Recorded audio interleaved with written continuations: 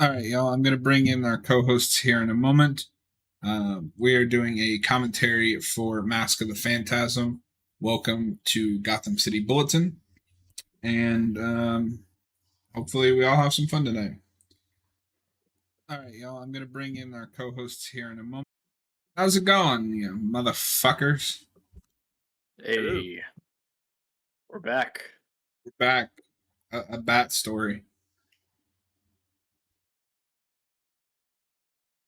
Unless you're Noah, and then it's a Superman story because he forgot who the main character of this movie is. Hey, Superman's awesome.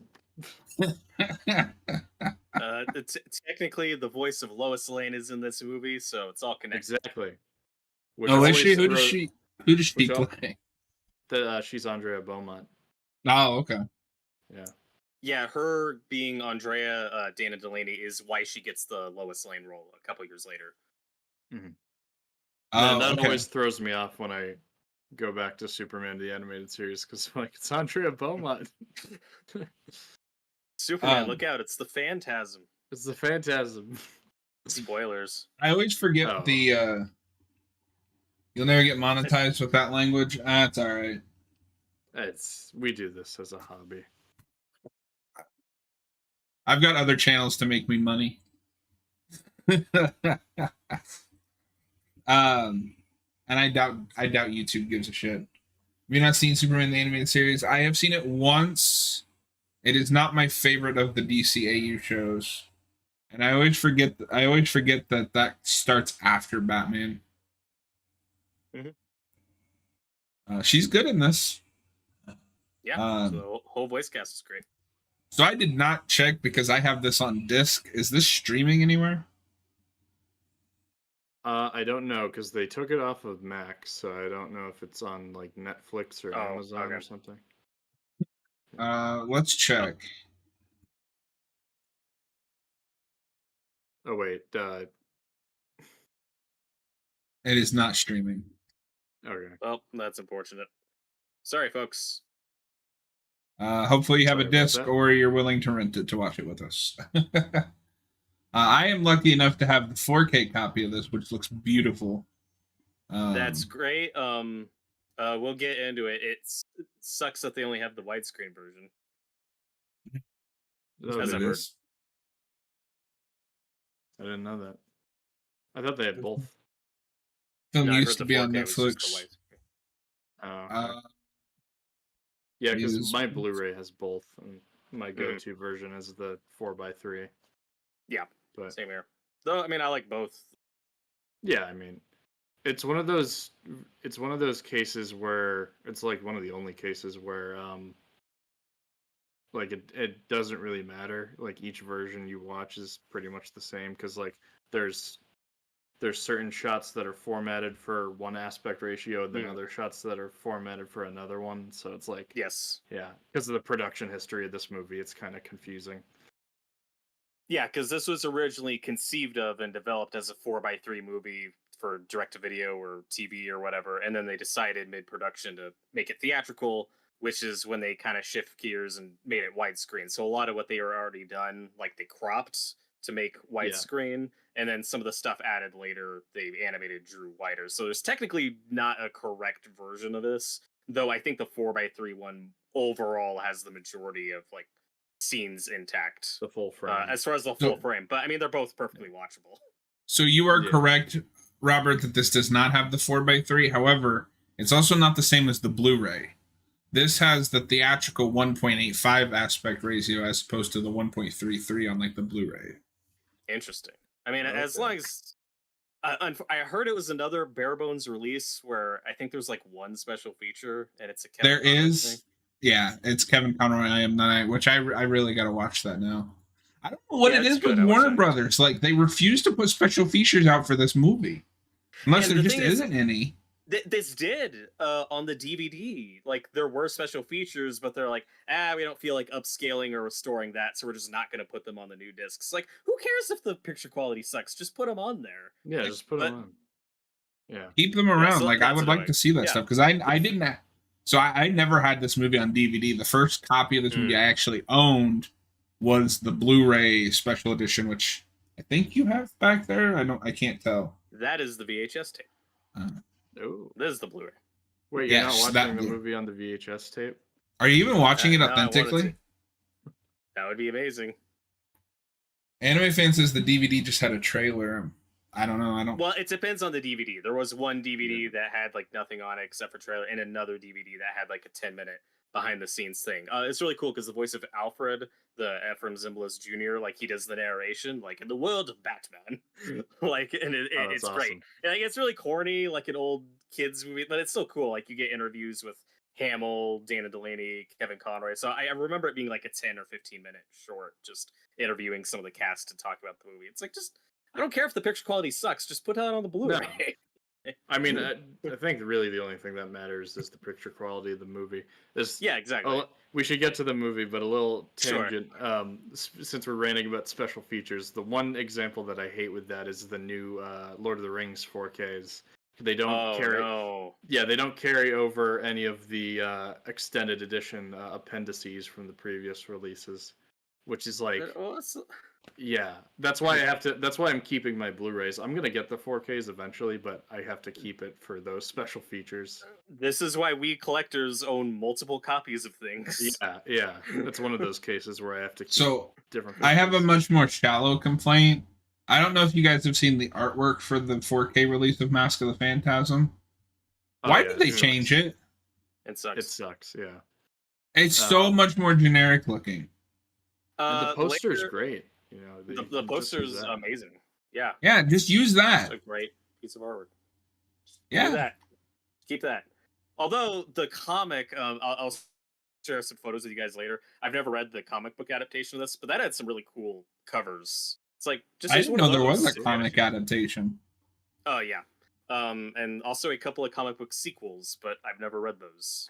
There were lots of tie-in. That could go either way. That could either be really good or really bad. I think Dini wrote it, so I've heard it's all right. We'll get into it at the end of the movie. Again, I've never actually read it, but it at least solves the question of what happens to Joker and Andrea during the climax at the end of this movie. So, yes, things that I really needed answered.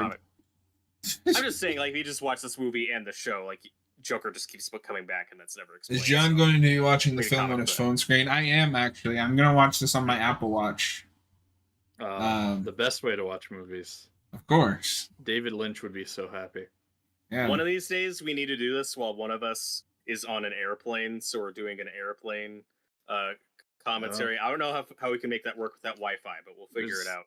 Robert, I volunteer you to be the one on the plane. There's going to be a bunch of people around you shushing you. All right, does everybody have their movie up to timestamp 0? Yes. All right, so everybody get it past all the menus to timestamp 0. I am currently looking at this motion picture has been rated PG for animated violence. And it's not violence ruined in this country, it's violins. Violins. Saxon violins. Goddamn screeching noises ruining this country. Anyway, everybody at timestamp 0 in 3, 2, 1, play. I've watched this movie like 4 times already this year for some reason. Like, not that it's obviously it's a great movie, but I don't usually rewatch movies that much unless like it's like Evil Dead. But I've just had multiple occasions to watch this. No, I've rewatched this movie a lot in the last few years. I watched it on the day I heard Kevin Conroy died. Yes. After that, and then I've shown it to friends on a few separate occasions. So, and I try to watch this once a year anyway. So I've seen it a lot recently. That was the big thing is I found out that like 2 of my go-to movie buddies outside of the people on our mutual servers had never seen this movie. Wow. So it's like, we gotta watch it. Like it's my favorite Batman movie. Well, I guess Torgo got cold feet. He said he was gonna sing along to the fake Latin, but I guess he's not going. I remember him saying that. Anime Fan says it should have been rated PG-13. IMO. Why? There's disagree. This is a PG movie. I love these It's- opening credits. Like, Yeah. this sets the atmosphere and mood for this movie perfectly.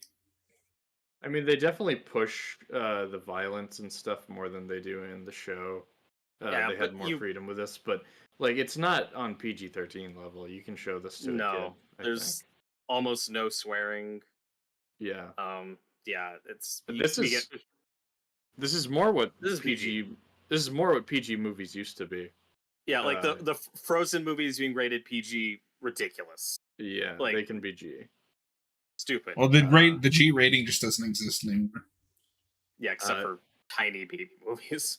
But yeah, that opening piece of music is amazing. The Red Skies are. Yeah, the whole score in this is so good. You know, I'm going to be honest. As someone who doesn't really have the like 4x3 in my mind, I'm glad that I'm watching it this way because I think the way they cropped this to be full screen like that is perfect. It's well cropped. The thing with the 4x3s, A, it just matches more with what the show looks like, and B, because it has such an old filmic look, like I think it plays fine in 4x3 because it's so old school. Yeah. When it's looking at like really old movies for inspiration, as opposed to something like Return of the Joker or Dracula, where it's like these feel weird being in 4x3. Like these should be widescreen. But see, I don't need it to look like the show. This should be the film version of the show. Yeah, but 4x3 is what films used to look like. Yeah, anime fan, this film has monsters getting destroyed, and there's even a jump scare of a corpse. Yeah, but you don't see anything. Yeah, all the deaths are on the screen. They don't rate it based on what you're perceiving to be. They rate it based on what you see. Now, before someone actually is me, yes, I know that the PG-13 rating didn't exist in the 70s, but Jaws was rated PG. This is actually, such a softer movie than Jaws. Actually, no, but Jaws would definitely be a PG-13 now. But no, now it would be an R. They would not get away with that in PG-13. Well, probably. There's a lot of blood. There is a lot of blood in that movie. Yeah, it is crazy how well this animation holds up. Oh, it's beautiful. Because I am no animation expert by any means, so feel free to correct me. But everything I've seen from like the 80s is real stiff and like you can tell maybe there's passion, but they weren't given the like money or time to make something good. And then you get to the 90s and you got like the animated series and this movie with the 4K remaster that I'm watching. This looks like it could have come out today, except we don't make 2D animation anymore. Yep. And this movie continues the great tradition of having Dick Miller in one scene and then he dies. On the long list of one scene Dick Miller movies. I've been Noah does love Dick. I've been showing some of my friends the show, Batman the Animated Series, and I've forgotten that Dick Miller also plays a separate gangster in one random episode of that show. He's in 2 episodes as the same character. Oh, okay, yeah, so a couple. But I was surprised to hear his voice again. I was like, oh my god, it's Chucky Saul. Yeah. But he's not Chucky Saul. Well, there's a lot of actors who play different roles throughout that show. Like Richard Mole plays Harvey and a bunch of other people. Like it's really common. There's a few moments where Mark Hamill will play just like a random waiter or something. I'm like, oh, that's a Mark Hamill. Well, and Arlene Sorkin, Harley Quinn pops up in one scene coming up where it's like, oh, that's totally that's totally her. Yeah, I feel like this should be my definitive Batman look. But when I think of this Batman, especially the DCAU Batman, I always think of the Justice League design, and I think that's maybe because that's the one I watched the most as a kid. Oh, interesting. And that's the one I had like the toys of. But I think even though that's what I think of, I think at the end of the day I do prefer this one, just because the yellow bat symbol really brings it all together. Mm-hmm. Yeah, I'm a big proponent of the yellow bat symbol on the suit. Anime fan Dick Grayson's not in the film. You don't know that. Well, this came out in a time where he wasn't appearing a lot on the show yet. He had been in a few episodes, but yes, thank you for correcting my joke. No, he's on that plane right now with Andrea. Have you ever seen this movie? But since you mentioned action figures, do we want to talk about the infamous Phantasm action figure spoiler? Do you guys know about this? I don't know what you're talking about. I think I do vaguely. Was it something where like you could take off the hood and it's her, or Oh, it's worse than that. So Okay. Animated Series had a toy line, and then they did a toy line specifically for this movie. The Phantasm figure, which I have, has the removable mask, and that's how she's packaged in. So it's a Oh. figure of Andrea with the Phantasm stuff next to it. Oh no. So if you were a kid in '93 and saw that, spoilers. Yeah, spoilers. That's what the Phantasm is. I was a year Whoops. old when this movie came out. Well, at least it wasn't spoiled in Fortnite. Anime fan, for me, the Filmation Batman cartoons have the definitive animated Batman design, and I've never looked at those, so I don't know. I mean, it's really classic. I mean, Bruce Timm has a very specific style, you know. That one, the one girl that's dumb and thinks engagement starts with an I. She's very classic, like Betty Boop era animation. The eyes are weird. It's like, I don't know. why do you I do can't that? tell if that's her eyes or makeup. Like, it's supposed to be makeup. Yeah, it's a weird choice. But yeah, she just has a black void for her eyes. Oh shit! I forgot to put up the timer this time, so we'll just have to give people timestamps Okay. if they ask for them. I didn't know until someone recently that this guy was voiced by that one guy in Die Hard. Yes, That Ellis. Hans Gruber kills. Actually, I wonder. Yeah, Hart Bachner. Perfect Yeah. casting. Yeah, and he even gives a really good performance in this movie. When you get to later, and he gets like Joker gassed. Yeah, I don't think I can set the timer now that we started, but that's fine. I don't want to restart. Okay. Can you add that in post when you Maybe. re-upload the video? Maybe. I would have to look into it. No, this isn't even like really a nitpick or a criticism. I've always just would you guys have been fine with opening this movie first with a flashback of the Waynes getting shot with Bruce as a kid? I know we're sick of it now, but given that we weren't allowed to really show it on the show, they would have had an opportunity to just do that scene here. Would you guys have been fine with that? I mean, I think the movie works without it, but what do I you think guys it works Um, without it. I think it works. I wouldn't have minded it. I'm also just not sick of it. Like, I don't know. I think we've discussed this before, but if you're gonna reboot, I'm not gonna be upset when you include a key moment in the character. Anime fan Hart Bachner Yes, was previously in the Supergirl film. I haven't seen it, and I probably that won't. is true. He is in the movie. So Robert, for us Smallville fans, Lana. Yep. I was waiting. Like, did he get?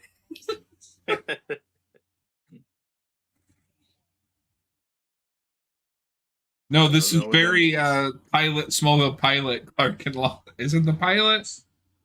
I don't remember because they do it like once, and then I don't think it ever comes back. Yep. There's a scene where he catches Lana at like midnight talking to her parents' grave, and it's very weird. Oh, okay. Isn't that a recurring? They do a lot of grave scenes in the first season of that show. I feel like that only happens once or twice. I feel like that happened a lot early on. So they really ripped off Phantasm. But one thing that's cool about this movie is you get this B plot of younger Bruce, you know, loosely inspired by Year One, starting out as Batman. But if you watch the show, there are still like a couple other episodes where you get flashbacks of a young Bruce, like one where he's training with Zatara, learning how to be an escape artist. Mm-hmm. Another in Japan where he has a sensei and he's learning how to fight. Yep. So it's really cool the way this all ties together. That's something I really want them to do in Brave and the Bold now that we're doing a proper like shared universe. Is him being trained by all these different people, not just instead of just one guy. Yeah. Raish or random sensei man. Yeah. No, this is. I love Begins. This is the definitive Batman origin on screen to this day. I'm not gonna strongly argue with that. No, me neither. I think this is ultimately a better movie than Begins, but Begins does the origin stuff really well, and that also has more time dedicated to it, so it's hard to compare for me. Yeah, for what this movie has to do in 80 minutes, it's amazing. It pulls it off. Yeah. I just like I said, I really like Begins. In fact, I think at this point I like it more than Dark Knight, even though I love Dark Knight. Yeah, I like it more than Dark I just Knight. think this gets more done for the character of Batman in 80 minutes than Begins does in what, two plus hours? 2.5 hours, something like that. That's fair. I think the biggest thing missing for me from Begins is that, like, he went to a lot of different people. He went to prison for a while, and then Liam Neeson showed up. Yeah.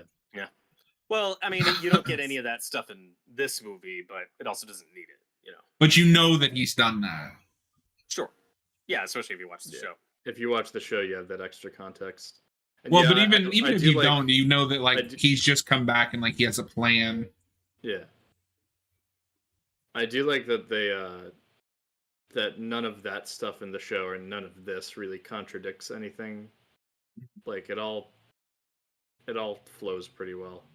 There's a couple things that don't line up, but you can still kind of headcanon to make them work. A big one is later in this movie, we'll see where Bruce gets the inspiration for the Batmobile. But then there's an episode where we meet the guy who builds the Batmobile for him. Right, and that's a run up. But I wouldn't call it a plot hole. You can just fill it in your head. That's not an episode I go back to often, but maybe he just gave him the blueprints. Yeah, exactly. Anime fan, the Joker film has my favorite version of the origin. It's quick and brilliant. I don't know if I would say it's brilliant, but I don't want to get off on that tangent, but that's an example of where I feel like it's unnecessary to do that scene. But anyway, we'll get there. We'll get to that movie. Can't wait. One thing that I mentioned earlier is how well I think this works as a standalone piece. And would you guys agree, like, for someone, especially an adult, who's never seen an animated series, it's like, start with this. Like, this is the perfect. Yeah. Just watch this first, see what you think. I mean, I don't even have to say if I agree or not. I can confirm. One of my buddies has never seen an episode of the animated series, and I showed him this, and he thought it was great. I disowned him when he said Under the Red Hood was better, but both good movies. Both good, but in no reality is Under the Red Hood better than Mask of the Phantasm. Yeah, they're both top 5 for me. Well, and I would go to a few other animated series episodes that's also like a good starting point too. That are like the more mature, heady episodes, like Heart of Ice or Two-Face. So, have we accepted this fact that starting point? Have we accepted that Bruce Timm's version of Bruce just likes redheads? But between her and Barbara. And does isn't there an episode where Ivy seduces him or something? Kind of, but no, he doesn't really have a thing for Ivy though. And that's just what Ivy does, He does date Veronica Vreeland a couple times. Who's a redhead? I always got the opinion they were just friends, but I don't know. No, I think the most impressive thing about this movie is how well this relationship works in so little time. It probably shouldn't. This is when a non-linear structure helps a lot because you can just kind of fill in the blanks. It's not like this is all literally happening in the span of one day. If it was, it would be so much harder to accept. Also, I love that the way they make Alfred younger isn't that he has more hair, it's just his hair is darker. He's still the exact same patterned bulb. Fine. Anime fan says Under the Red Hood's better. I mean, you do you. Yeah, I love both movies. I love both. Under the Red Hood. It's great, but this one is just on another level. In fact, funnily enough, when up to the release of the Batman, the Pattinson movie, I was like, I've kind of turned around on Pattinson as an actor. I'd watched The Lighthouse, which is amazing, and I think I'd watched one other movie. But then he name dropped this movie, which I don't think I've ever heard any other Batman actor do, and I was like, even if he's not good or great, he gets it. He gets it. Yeah. Yeah. A lot of respect for him for. He's also a Final Fantasy VII fan, which is awesome. Yeah. So this scene terrified me when I was a child. Yeah. Good. You probably deserved it. It's really dark. Buzz Lightyear. Notorious gangster Buzz Lightyear.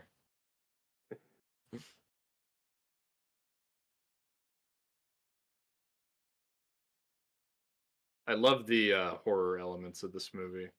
Mm-hmm.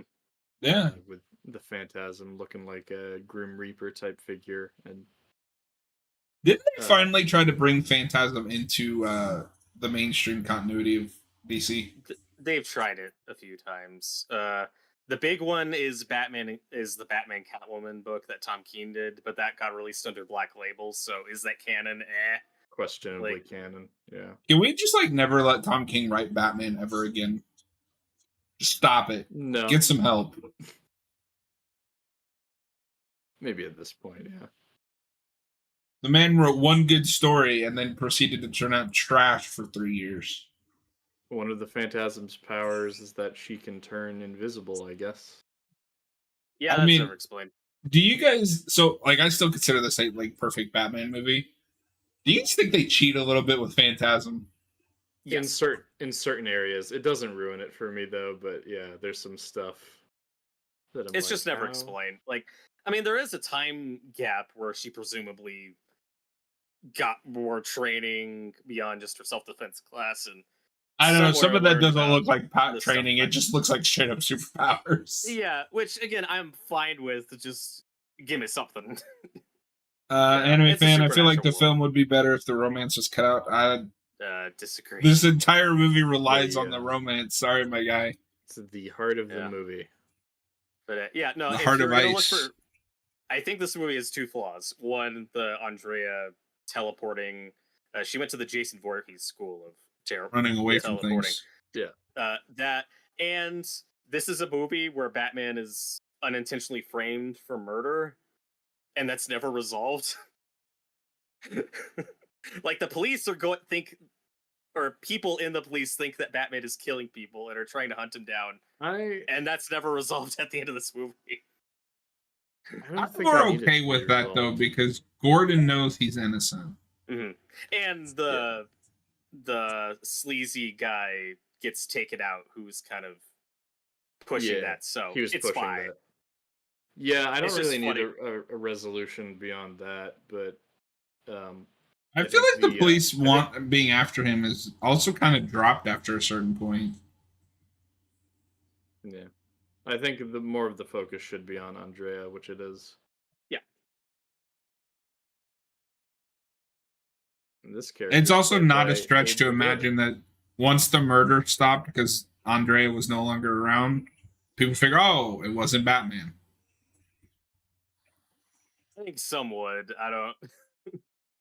You think there'd still be more attention?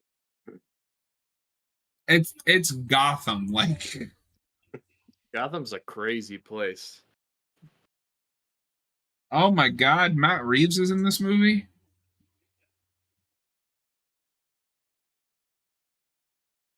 But as far as continuity goes, though, I've heard some people say that this movie takes place before the animated series, which is incorrect, because we have the bat signal in this movie, and there is an episode of that show where you see them get the bat signal for the first time. And Gordon's I'm trying something out. So there are a few episodes that I'd say no, those have to take place before. Yeah, but it's not like the show also has the strongest continuity. Yeah, it's very episodic. It's it doesn't matter. That point also goes back to the Robin's Reckoning episode, because in the flashbacks of that, his suit is different. So yes, it wouldn't line up if this took place before all of that. Hey, do you guys remember when Batman was a detective? Mm-hmm. He's a detective in the new movie. He is. Oh, Just a bad questionable one. Yeah, questionable one. Yeah, it'll get better. Well, it's just really cool that in this continuity, in this aesthetic, we got to see Batman going after a serial killer, since we obviously weren't allowed to do that in the show. So I think that's great. What do you guys Even think the though- like Oh, PG go on. watered down Zaz would be? Oh God! Well, we've He talked just about like draws on himself with marker. Yeah, Sharpie marker. If they wanted to resolve the framing subplot, Batman could have defeated Phantasm and took her to the police. But I mean, that again, that kind of oversimplifies that ending. Yeah, it ruins the ending. I think it's way more tragic how it pans out. Mm-hmm. I didn't mean to cut you off there, Robert. What were you saying? I was just saying that even though this movie is a little more harder edged than the show, it's like there's so much attempted murder in that show, and at least a few confirmed deaths, like Dick Grayson's parents. Like you don't see them hit the bodies on the floor, but it's still like as explicit. You don't see them hit the bodies. Yeah, You see exactly. You want to try that again? The bodies hit the floor. You don't see the bodies hit the floor, but it's very explicit. Like I'm shocked they got away with as much as they did. So well, I think that the way they did it is way more effective if they had showed them hit the floor. It's one of those examples where I think restraint gives out a better. It is insane how good that close up looks. Yeah, it's so good. I love this world of the future. It's very Art Deco and like Disney's Tomorrowland. I love it. So great. Yeah. And I love when you see it later and it's all abandoned and dilapidated. Yep. Just like everything in Gotham. It's too bad that Reeves is only doing a trilogy, because a few years ago, somebody asked me for a Batman movie pitch. And I was talking about Zaz brought it up because I think it would fit perfectly in the Batman universe. It's Batman, not as Batman, but as Bruce Wayne, trapped in some kind of like isolated area with a bunch of survivors in a building with Zaz. And it's like a slasher movie where he's stuck in a building but he can't be Batman. And I think Reeves could pull it off, but he could do. I don't want that to be the sequel to the Batman. That could be an episode of Caped Crusader. True. That's a show that could use Zaz. If only that show didn't have god awful designs. No, you're wrong. But do we know what that show is going to be rated? I assumed it was going to be targeted at kids. Oh God, no! It's going to at least be PG-13. They said they're going to be on Prime, so they can. Yeah. All right. That's the only thing that worries me, because when Bruce Timm is allowed to go off the deep end, he goes off the deep end. We've seen unrestrained Bruce Timm, and I don't like it. I'm less nervous just because Matt Reeves and that other guy are involved. That other guy?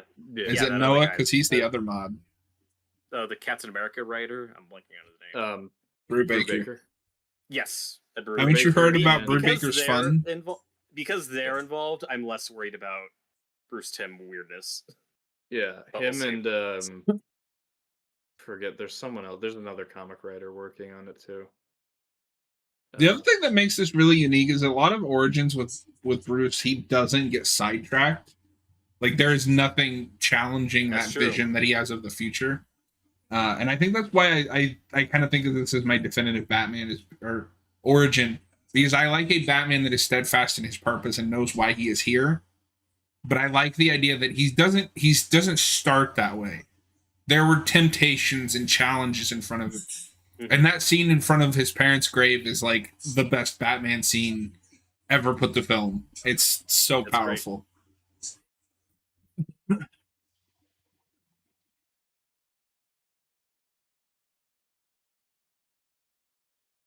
Yeah, because it's one thing to make that oath when you're a child, fresh off of that tragedy, but that doesn't necessarily be 10 years later. You know, most people move on in some capacity. Yeah, from that stuff.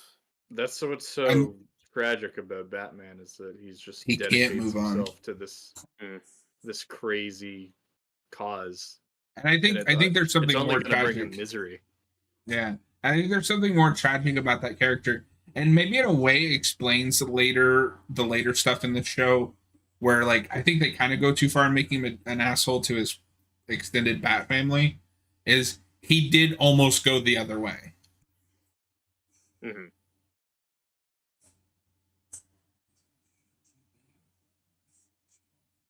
Also, Conroy does an amazing job at differentiating modern current Bruce Wayne from the flashbacks.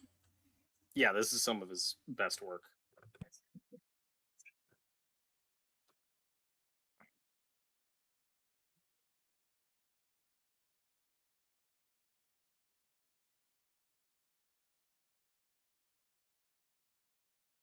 So here's where we're gonna get a, I think an Akira reference in this action scene. Yeah. But there's a few Then throughout the show.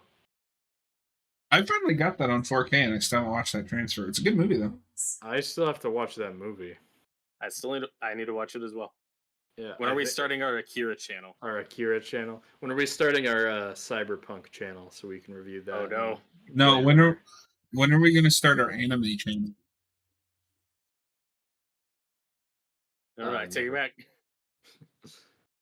No, we can review that and Blade Runner and Ghost in the Shell and the game Cyberpunk. I thought you were gonna say the gay. Why would you think that? It's just the way you said it. You were like the game. The game. But no, this animation's great. Yeah. And the show has great animation too, but it's a lot more inconsistent. There's some episodes that look awful. Anime fans have too many channels. Yeah, that's why we're not actually going to start anymore. Yeah, I know. Yeah. But even the awful episodes look better than most 80s cartoons, in comparison. I'd say so, yeah. Yeah, it just depends on what you're looking at. This is probably some of the most consistent animation throughout the whole run of the show. There are a couple of episodes I think you are a notch above this one. Clayface Part 2 is a big one. Yeah. That's got a really big show-stopping scene. If only they got that studio to animate this movie. That would be cool. That looks great. I don't think I ever noticed that we get a quick shot of a bat across the window. Oh, yeah. They used the Lego Batman bat cheat. Yeah.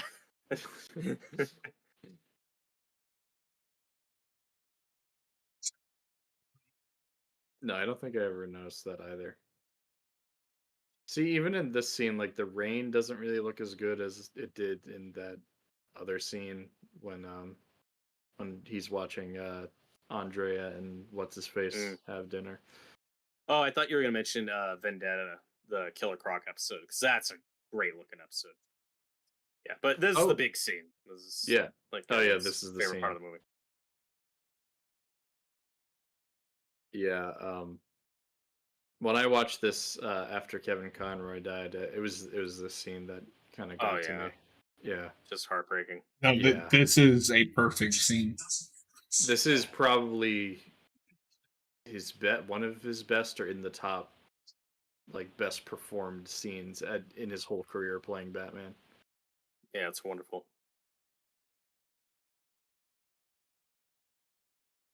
Anime fan says he thinks that Sub-Zero has better animation.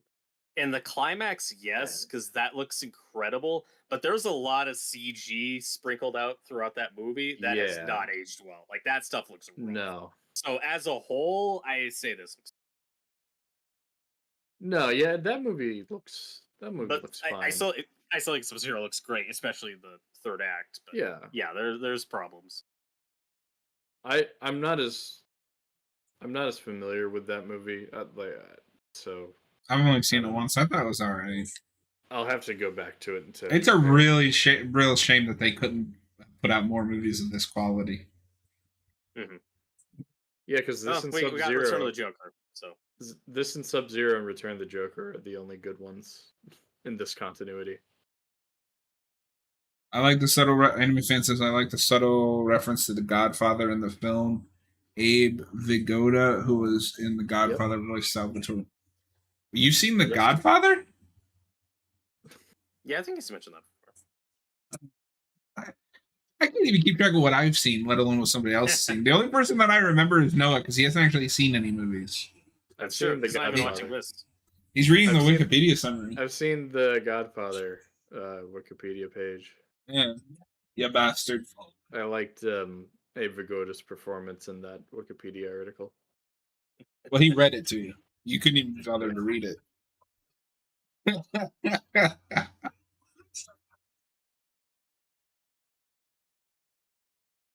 I don't know why, but I like the face that he makes here when he shuts the door. Like, he's like, eh.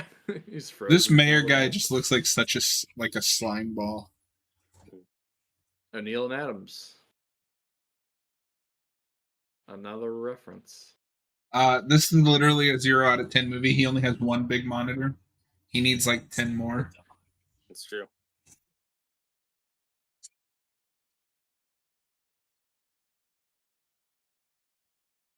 Also, just the best Alfred. Yes, I think this is my favorite. This is actually my favorite Kevin Conroy line reading in the movie. You think you know everything about me, don't you? Well, you're wrong. Like he sounds like such a child. Love it. I diapered your bottom, sir. Yesterday. Yes. What? Stella Mar. What? What the hell? Stella Donate donate blood. You got the wrong channel, buddy. Oh, you're anti-donating blood? Wow.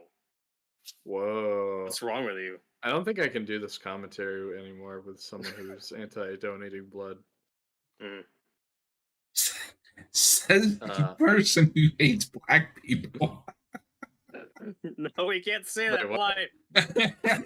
You can't say that. That's a joke. It's a joke.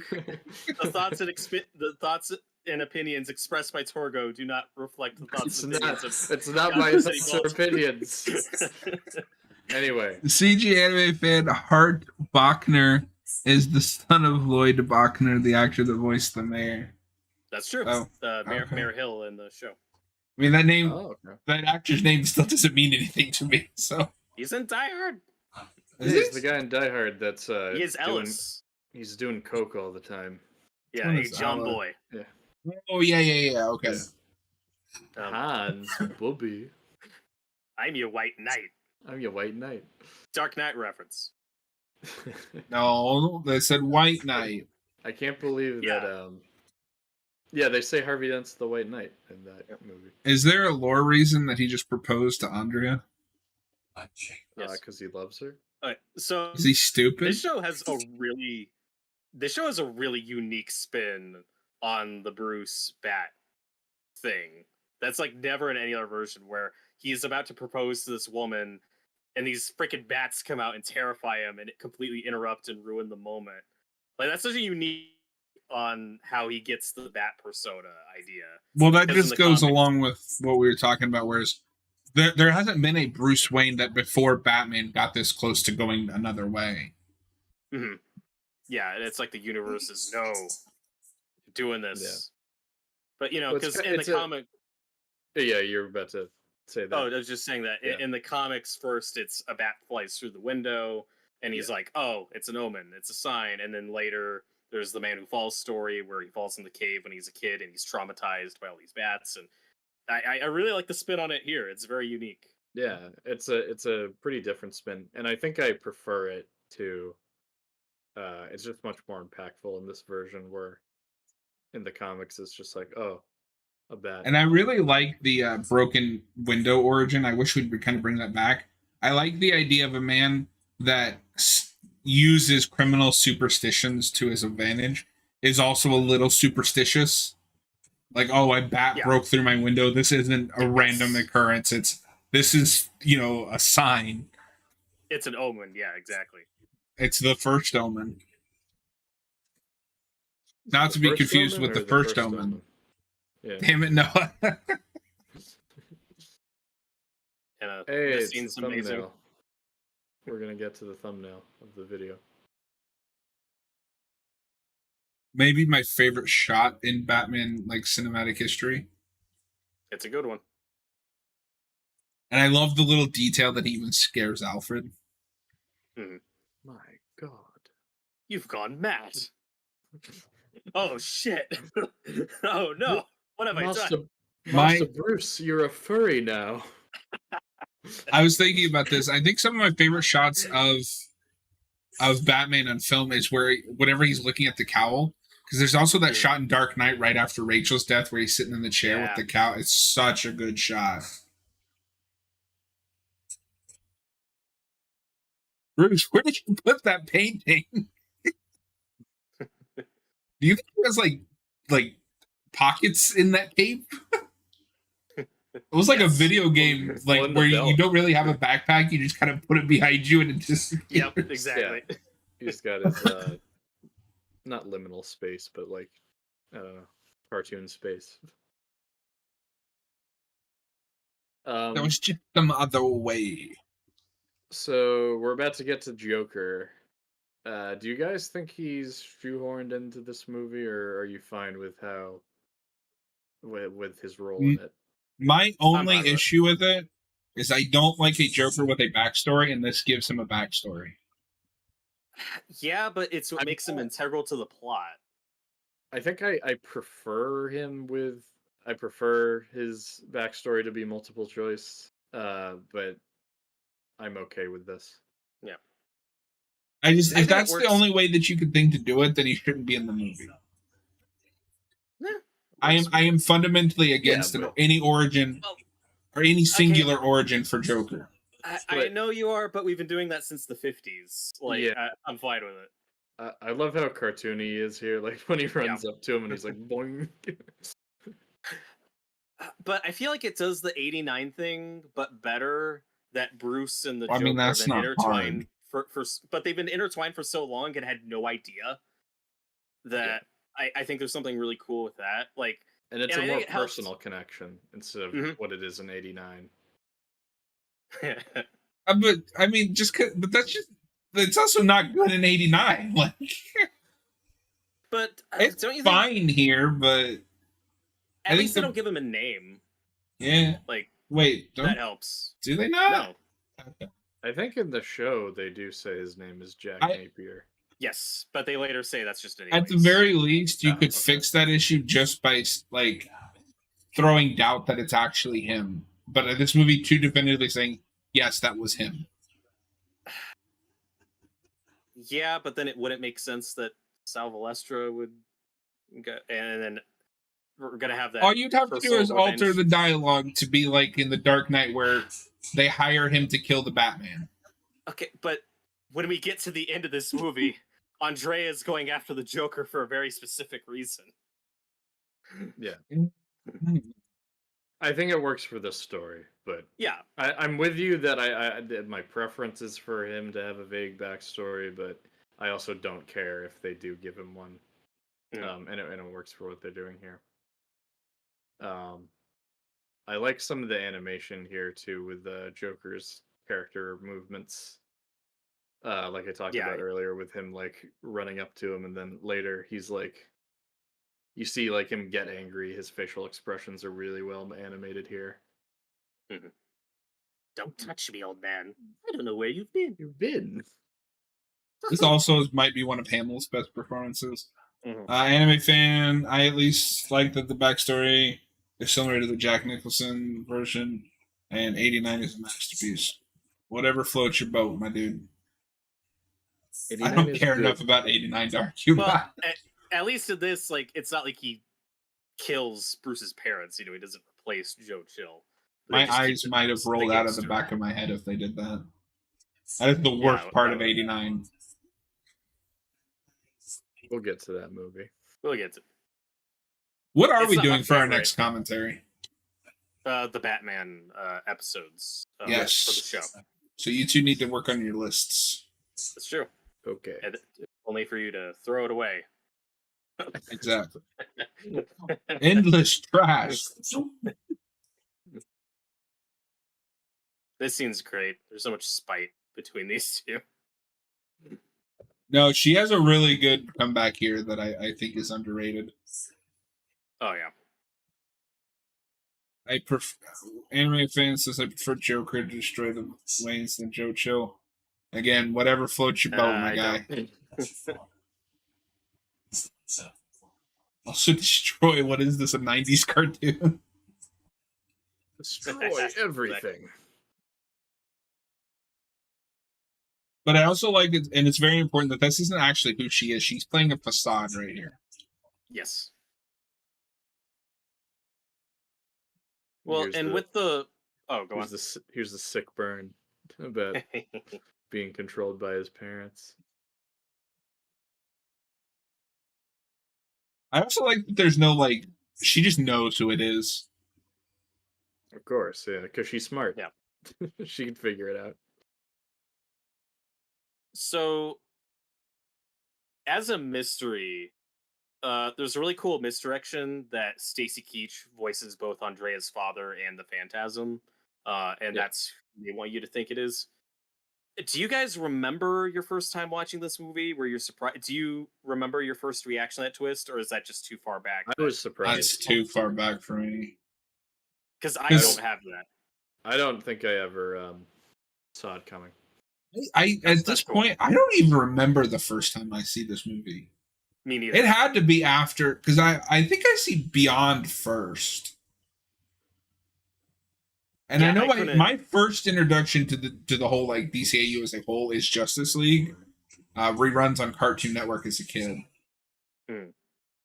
Oh my god. It's a body. That scared me so bad. This should be a PG-13 movie. It should be rated R, dude. Yeah. There's explosions.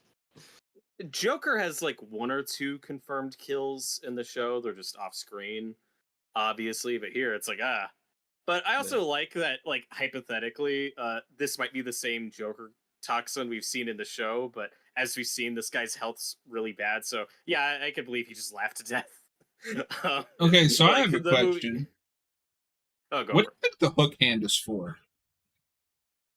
Yeah, for stabbing. Slicing and dicing. Slice and dice. So you think Phantasm shivs? Yes. We're about to get to one of Phantasm's other powers, which is super speed. Yeah, what the fuck is happening? Speedrun for Phantom Menace. It's the same thing. That always makes me laugh when they cut to that shot of her going like... Jesus Christ, she's really taken off. This is before we get to the Flash in this continuity. That's true. And the Flash in this continuity is very confusing. Oh, maybe not very confusing, but like what happened to Barry? It's kind of it's complicated. He's like this a version too. In this version. But that can't be it though, because Barry is in Superman. No, that's Wally. That's Wally. Well, is okay, that so is it? They never name him in that episode, I don't think, but I'm pretty sure it's Wally. By all behind the scenes accounts, it's Wally, but it is a different voice. So maybe that's just what threw me off it because it's a different voice. No, yeah, they did the Tim Drake I very thing. much associate Rosenbaum with that Flash. Yeah, exactly. Yeah. Well, and then like you get Kyle Rayner in Superman as well, and then he never comes back. Except for one episode of Unlimited. My biggest question about the film is how does Batman's secret identity not get exposed? He was running around the city without his mask on. He's the most popular person in the city. I think you're a little ahead of me. Well, and Andrea gets him out of there. Like he's just jumped off the rooftop being chased by the police. This is also before cell phones. Like and he's in a dark alley when he has his mask off. Yeah, and the cape. So if you saw her driving down the street, you just think, "Oh, that's a guy." You wouldn't think, "Oh, that's a guy in a Batman costume." Also, correct me if I'm wrong, because you brought it up earlier with them not really resolving it. This is the last place we really do anything with the cops chasing him, right? Right, because there's a similar scene in the Man-Bat episode with the team coming out. No, this isn't the last time we do that because of Over the Edge, but that's that's a dream sequence. No, I'm just talking about in this movie. Oh, in this movie. In this movie, that. I'm not talking about the show. We're talking about the movie. The movie. Yeah, no, after this, the whole manhunt for Batman just kind of drops. But the scene's great. Yeah, but then you get the resolution with that with Herd Bachner. I like that Yeah, this Batman exactly. is allowed to be like injured. Mm-hmm. Which again, they got to do a couple times in that show, like the Man-Bat episode. You actually see him bleeding a little bit, which is something they couldn't do for most episodes. It's refreshing to see stuff like this when a lot of comics and other stuff do like the whole Bat God thing, which I'm not a fan of. Right. Like Batman is a person. He bleeds. I mean, at the end of the day, anime, it's also just depending on like how much suspension of disbelief you're willing to give the movie. Like their attention is also distracted elsewhere. He looks like a 30-something-year-old white guy. Like that doesn't really. Yeah, they clearly never get a good look at his face. Mm-hmm. Yeah. The show is very careful that they only see the back of his head. Yo, what's up, AMC? AMC, how's it going? Yeah, see, like the cops aren't even anywhere near him until they pull off, and even then, there's no shot showing where they're looking at anything other than the back of his head. And if you try to tell me that they should be able to identify him by the back of the head, sir, you're nuts. That Bruce Wayne, he's got a very distinct back of the head.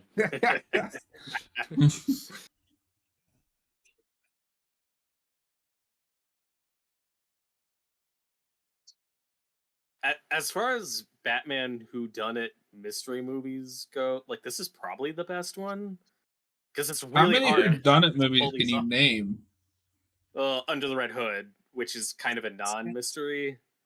Like I don't know if that counts. Yeah, well, with that, yeah, it's like shaky. The problem with that is you're mostly just waiting for Batman to catch up to you. Well, and he catches on early on. Like that's not really a mystery movie for the most part. Anime. I want you to think about the people that you know very well. Could you identify them by looking at the back of their head if they were in a crowd? Anyway. The only other one I can think of is the Batman, but again, you know that the Riddler did it if you're a Batman fan watching. Yeah, it's not like the big one would be Mystery of the Batwoman, right? Yes. Oh, but that movie sucks. And I haven't seen that. I did read the novelization like a lot as a kid for some reason. Oh, weird. One thing that's really frustrating about that movie is there's a character in it that should just be Renee Montoya, and it's not. It's just there's a character that just replaces Renee Montoya. It's like, why didn't you just use Renee? It's so annoying. Yeah, anime, I understand that, but I don't care how well you know somebody. If they're running away from you at the middle of the night and all you can see is their back, you're not going to know who that is. He's a 30-something white guy in Gotham City. I think we've made our point. We're just going to go in circles. But one other story, I just, we should talk in like the whodunit genre. We should talk about is The Long Halloween, and I know I got which also doesn't work. I got issues with how that pans out, but I do kind of like that it's no one really solves the it's complicated. Also, I just want to point out this is another beautiful way to parallel Andrea to Bruce. Is her life is also being changed permanently by her parents, but in a negative way. Yeah. Mm-hmm. Yes. I was asked to come. What? I mean, I'm glad you're here. Yeah, we were. Oh, I thought you came here of your own. You don't have to be here. I don't know what's happening. But no, I think it's very important that basically both of them have their relationship with each other ruined by their parents. Yes. Yeah. Batman indirectly. Well, it's really him, just him. Well, I mean, it's his parents dying. Have power over him. But, I mean, also, big difference. She's totally throwing her dad under the bus and concocting this like she does not care about her father's legacy. Granted, he was a criminal, but still, that's a big difference between her and Bruce. Is she does not care about how people remember her father or how she all she cares about is her mission, her vengeance. Yeah. AMC, buddy, you really got to finish those sentences faster. I think he was joking. Oh, he did a quote. That's what he was doing. Yeah, but he started it and then he didn't finish it for like 5 minutes. We were left in suspense. We were like, "Oh no, he doesn't And want to be here." I like that even now. Like, I would have to assume this is a fully established Batman. He's still tempted. Yep, he's still flawed, still human. Yeah, I like a good Bat God story every once in a while, but that works more on the Justice League. Yes, I agree. Austin once told me, and I agree with him. There are two Batmen. There is the street level detective guy that you should see in like the solo Bat books and shows like this, and then there's the Bat God that Grant Morrison made so famous. That is the Justice League Batman. That is the guy that has to be perfect, has to be above humanity to hang with the other gods of the DC universe. And I like both versions, but I much prefer the flawed human Batman. I also prefer the human Batman, but it also just depends. Like I wouldn't want that Batman on the Justice League. No. Yeah. Yeah, exactly. Because he'd get killed. Right. And but another reason why I like that Joker's in this movie is it's the first animated Batman movie, so I'm glad the Joker's here for it. And B, this is such a great companion piece to Return of the Joker. Like these play so well back to back, where it's just like one of their best encounters, and then their last one. I think it's great. Anime says, I don't like Bruce considering not being Batman anymore so he can be in a relationship. They never say that he's considering giving up being Batman. But unless I missed it. He considers not following through with his plan in the flashbacks, but Batman doesn't exist yet. Yeah. In all those scenes where he's considering giving up the plan, Batman doesn't exist. That is before Batman. Well, and now in the present, now that Andrea's back in his life, he still wants to be with her, but that doesn't mean he wants to quit being Batman. Not going to hang up the cowl. He's clearly not going to hang up the cowl. He has stepped down that path, and that is as this movie has shown, once you go down that path, you can't go back. That's the entire point of this movie, is it's these two people whose entire life has been ruined by parental trauma. Before it was a meme. But didn't we make it a meme? No, Jamie Lee Curtis did, to be fair. Yeah. Nope. I've seen the guy. Dresses more like the ghost of Christmas future.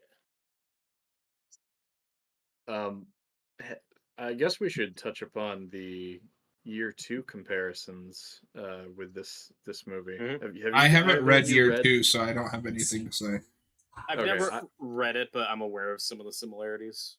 I read it somewhat recently, and there are similarities there, but it's weird because I think it was Alan Burnett or someone who worked on this movie denied the said that it wasn't based on that comic, but obviously there's a lot with there being a Reaper type killer. It ends up not being the father, but still, and obviously there's that romance in that story, so yeah, like there's similarities how intentional it was. I don't know. Bruce Timm and these guys read so many comics. Like, I'm sure a couple things were just in the back of their head, maybe subconsciously. Also, like, can we just be honest? It's comics. How many goblins are there? How many clay faces? This is very specific. Well, I mean, there's also like a one-shot story in the 70s with a villain called the Reaper who has a skull mask who's completely disconnected. Yeah. Like, so there's a few Grim Reaper themed Batman villains. I can see, this being an original thing and they weren't thinking of that comic at all, but I do see the comparisons. Yeah. Also, this is a much better story than that story. My thing is, at the end of the day, who cares? Like, well, I think the writer of that comic was pissed off and said, "Oh, they ripped off my comic with that movie." And who wrote that? I think I'm legitimately curious. I haven't read it. I don't remember. Was it Mike Barr? Yeah, Mike Barr. Mike W. I don't know. I feel like that would be like getting mad at the creator of the Hobgoblin for ripping off the Green Goblin. It's case by case basis. I haven't read year 2, so I can't properly compare. Or that would be like if the creator of Deathstroke got mad at what's his name for creating Deadpool, which is a blatant ripoff.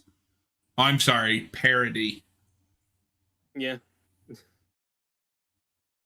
The way that he says, "Oh no, oh no, oh no," this is like one of the best person on Joker gas performances ever put to screen. This has to be so hard to do, like in a voice. As a voice actor, you really feel it like, oh, this would suck. He pulls it off, and yeah, this looks and sounds so painful. Mm-hmm. It's probably one of my favorite someone on Joker gas scene, just because of how scary it is. Yeah, he really sounds like he's about to die. Yes, yeah. Which is why with Salvo Lestra, it's like, oh, he probably died like a minute max. Like his heart and breathing was so bad, he probably went out quick. But yeah, one of the only episodes of the show that like gets to go this far is like the laughing fish, where that gets some really grotesque imagery. Like that one really goes far with the laughing fits. It's like Yeah, there's some creepy stuff in that episode. Yeah, but at least this guy gets his comeuppance. Poor councilman. Poor councilman. The real victim of this whole story. You just watch too many funny cat videos.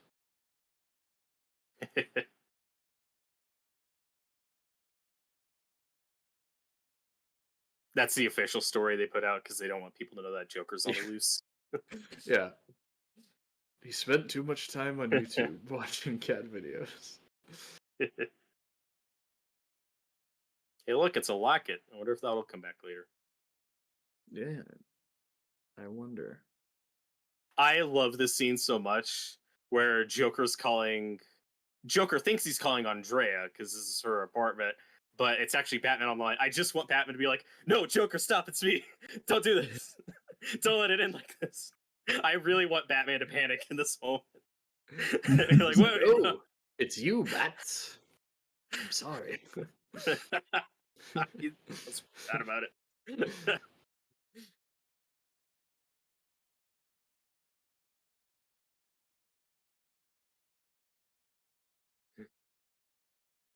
This makes him laugh. He's having a good time. He's always having a good time. It's weird to see Joker kind of solo in this whole movie. Like, there's no Harley or any other thugs. Sure. It makes me kind of nostalgic for the days before, like, we could do a Joker story without Harley Quinn. Mm-hmm. I think we still do that. Yeah. Name the last one. Man, now you're putting me on the spot. I don't know, Joker 2019. And now she's in the sequel. Now she's in the sequel. Now she's in the sequel. Yeah, but I mean, that's also not really the Joker. Yeah, also Dark Knight didn't do Harley. I feel like it would have been fitting if Joker defeated Phantasm by strangling her with the locket. Okay. No. I think the locket would break anyway. I don't know if that would work.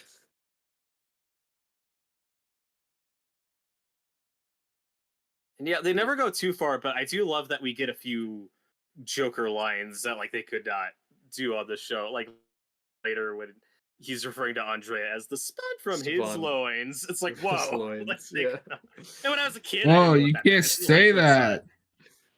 Fine.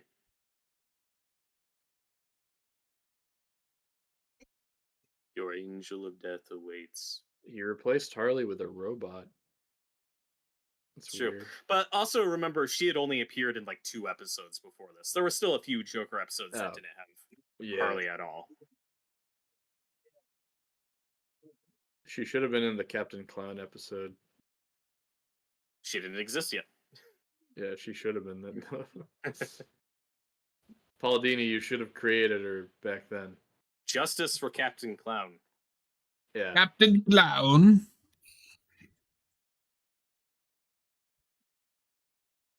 This fight's great. It's It's weird to see Joker winning in a physical fight. He's usually not that much of a physical villain.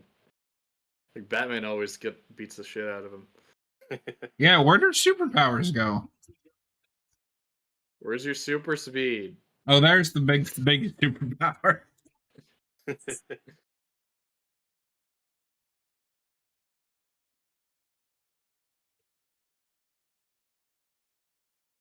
I do like that he uses the bologna as a weapon. That's so good. So He- funny. Doesn't go for the knife, he uses the bologna. And then the mixer. Even when your life's in danger, you gotta go for the joke. Yeah. It's really important. Commit to the bit.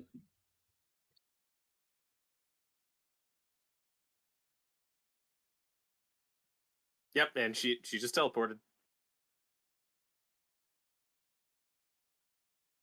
Well, maybe it's not too different because the last episode, one of the last episodes I watched of the show recently was the Time at a Joint, which is the second clocking episode where he's got that like time freezing thing. Yeah, maybe she has that. That's the explanation. Yeah, that's the official explanation. I think that Phantasm should have been somebody else. This movie doesn't work if it's somebody else. Yeah, This is kind of like the Hush twist, but Done I better. like it more. Yeah, better. And it's a shame because I think in concept, Hush is a really good character. It's just he only had one good story. Yeah. Well, Batman whodunit stories are just so hard because here's a new villain. Also, here's this new random character you've never seen before. I'm sure they're not the same person. Oh, I wonder who it could be. AMC, I always appreciated the dilemma of Justice Lord's Batman, who was human enough to go along with the Lord's plan, even without fully approving. Okay. yeah, no, I like that. That's a darker Batman, but one still isn't. That's a good episode, yeah. That is a good episode.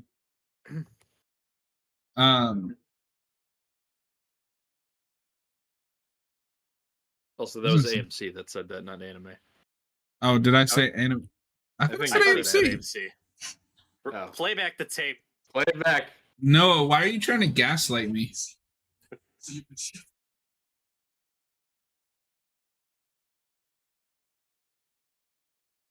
Yeah, I do. Now that you've pointed it out, I can hear the Lois Lane. Oh, yeah, sure. What will vengeance solve?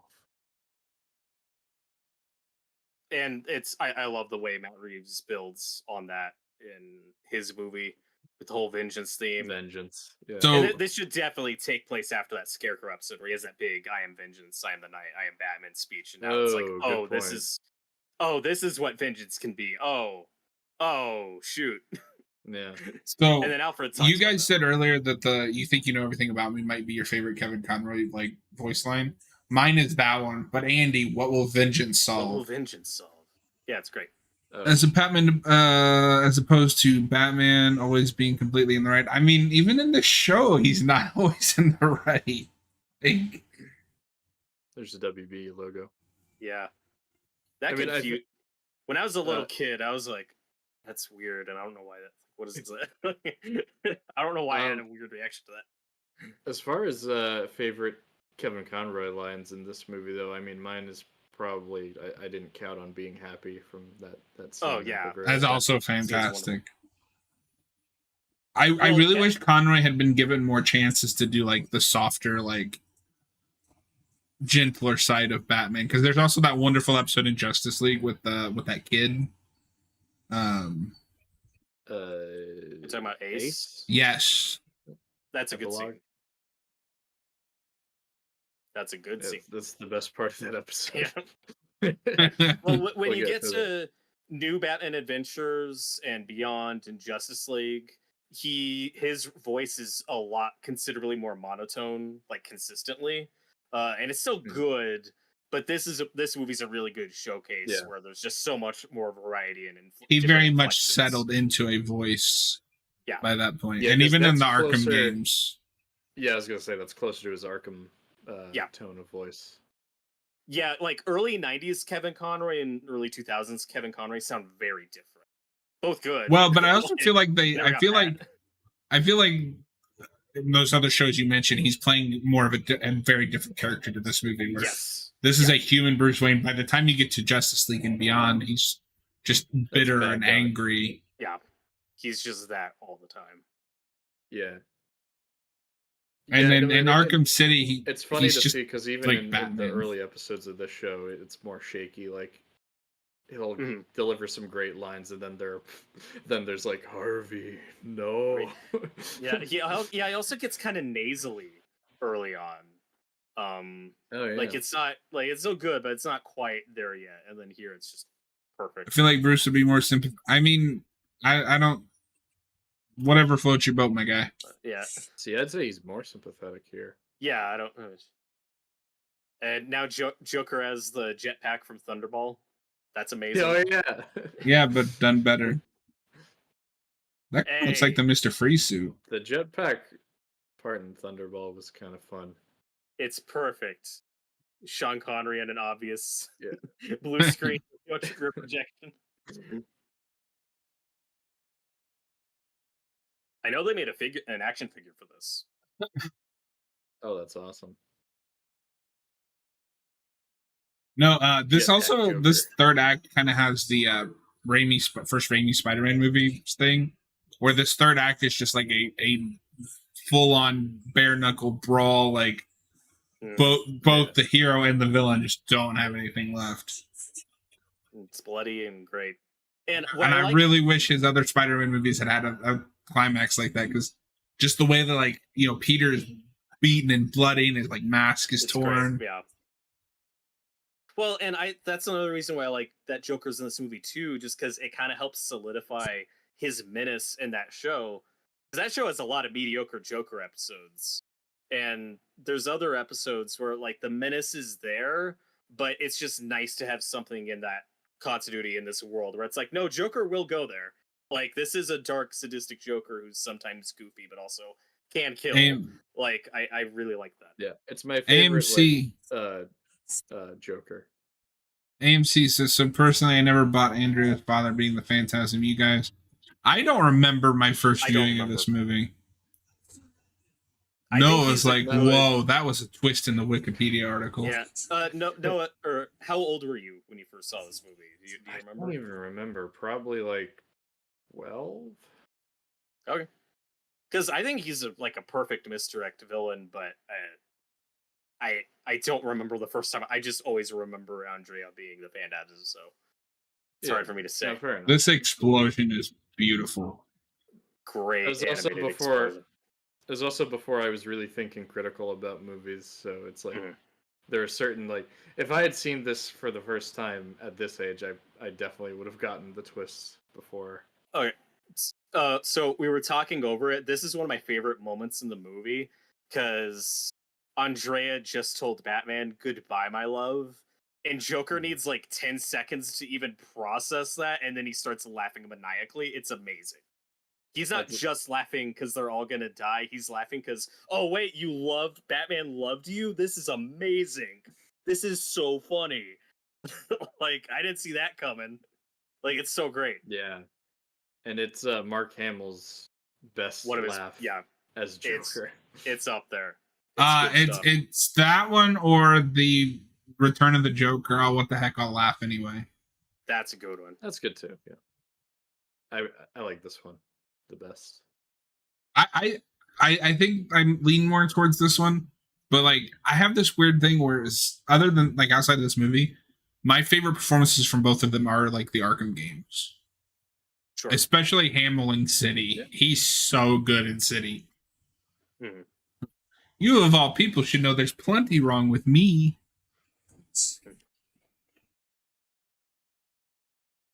This is one of the best. With Alfred. Yeah. It's a great Alfred scene.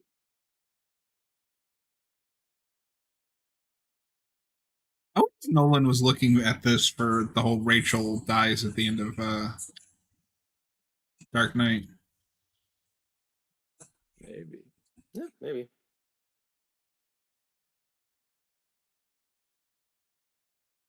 No, that's Yeah, such a great Alfred speech. Use your super speed. Vengeance blackens the soul, Master Bruce. I want Michael Caine to deliver that speech. Would be awesome. Vengeance blackens the soul, Master Bruce. Anime fan, his best laugh is in Injustice Part 1 from Justice League. I don't remember that one off the top of my head. I mean, that's a good episode. AMC, I missed it earlier, but my favorite bit, bar none, are Bruce at his parents' grave and when he first suits up. Yes, those are my favorite bits as well. But it's also just hard to pick a favorite bit when this movie is just as a package is perfect. This guy's my favorite character. Some people don't like this epilogue. I think it's perfect. No, I like it too. Well, I don't know. I think you could have cut this. I like the idea of it, but no, I think we need to see Andrea after that whole thing. But I don't know how I feel about the do you want to be alone? I am. I think it's maybe a little too on the nose. That's like my favorite line in the movie. She doesn't respond yes or no. She's just like, I am. Like, this is my existence now. Like, her and Batman have now just resigned to, like, this is where they are. This is where Nolan should have went after The Dark Knight. He is resigned to the fact that he is Batman. Yeah, that's a different conversation. I do like that we see her after. We have to see the aftermath of her with that.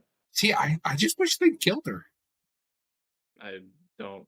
I think it's much sadder to see her just continue to be alone than just her dying. Yeah, I don't know. I think there's an equal amount of tragedy to her choices led to her death. I'm not saying you couldn't make it work, but I'm glad she's. Because what if Bruce doesn't know she's alive? Well, he thinks she is because the locket. That's the point of the locket scene. Yeah, and then quite possibly the worst credits music, the most '90s song ever. Like who thought? Yes, this is how we'll end our emotional Batman film. Sax music. Yeah, this is. But no, it's a perfect Batman movie. Yeah, it's my favorite Batman movie. Hey, one thing Forever's got over this movie. Forever's got Kiss from a Rose, and this is no Kiss from a Rose. This is certainly no Kiss from a Rose. Yeah. Okay. Yeah, they got the soundtrack over this one, but this one has the score over. The score is amazing. Yeah. And the future song at the fair. By the way, I think his name is going to come up soon, but speaking of score, did you guys know that Hans Zimmer worked on this movie? Yes, I did. I did not. Early credits. He is synthesizer player or something like that. Huh. Yeah, it blew my mind when I saw that. But yeah, that was Mask of the Phantasm. Flew by. Thanks for hanging out with us, guys. Yeah, that really did go fast. Okay. Next week we are doing a commentary on Gerald's Game over on Haven of Horror. And then 2 weeks from today, we will be recording our review for Nightwing Volume 1 by Chuck Dixon. Excited to look at that. I've read a little bit of it, but I don't think I finished that first trade.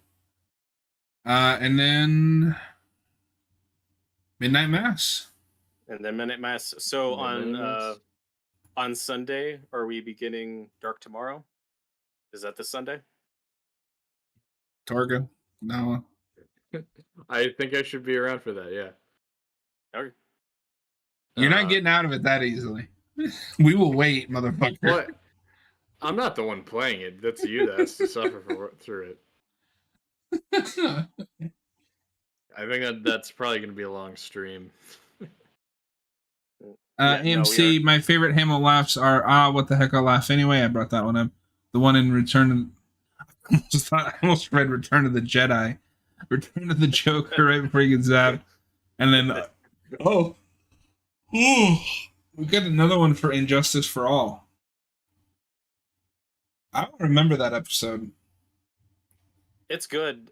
Joker gets two different two-parters on Justice League. One where he crashes the Legion of Doom and it's like, hey, I'm joining. And then another one where it's like just Joker versus the Justice League. And they're like, oh my God. Is that the one where he sets a bunch of bombs and they have to disarm them? That's the second one, yeah. Okay. It's the one with Ace. Yeah, I remember that one because that's the moment from that episode I think everybody remembers. The Ace up moment. She's introduced in the bomb episode, but then is that a different episode? Yeah, then she has that scene with that famous scene with Batman in epilogue. Mm-hmm. Oh, okay, that's epilogue. It's just been so long since I've watched that at this point. Yeah. But no, I see that like screenshot and be like, this is the how I like to think of Batman as a very sympathetic person. Mm-hmm. Too many writers like to just write him as an insane man that runs around and punches people. And I think the insane man that runs around and punches people is interesting, but yeah, it's too much of that. Ooh. It just need a balance. Exactly. Yeah, exactly. And I love the DCAU version because they remember that Batman has a heart deep down inside. Except for all those times where he's a dick to Dick. Well, that's because he cares about Dick. I'm proud of you, It's Dick. complicated. I like a Batman that has a complicated relationship. I think my only problem with the DCAU Bat family is that I don't like the resolution to it where none of them talk to each other anymore after a certain point. Well, you get the resolution in Return of the Joker for the most part. So you get with one of them. Dick Grayson's like never mentioned. Dick. Well, he's mentioned once, but he never shows up, and it's really it's a missed opportunity that he never shows up. That's my biggest issue. Is that's the one that's the person he needs to make up with is Dick. Yeah. Well, it is depressing the way it goes with him and the Bat family and the DCAU, but I actually really like it just because it hammers home that, everyone else in the Bat family is a normal person that will move on from this. Bruce is not. Right. And for where Beyond starts, I think it's earned. Because Beyond starts in that really dark, tragic place, and then you see him kind of get his humanity back in that show. Yeah. And Return of the Joker is great and gives you a lot of closure, but yes, I'm very annoyed that Dick Grayson never shows up, and I'll never stop complaining about it. Yeah.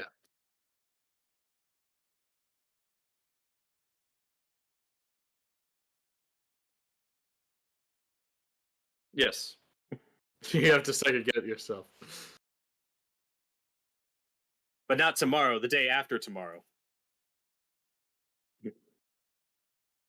I don't have a way to play it. Haha. No, I don't have the means.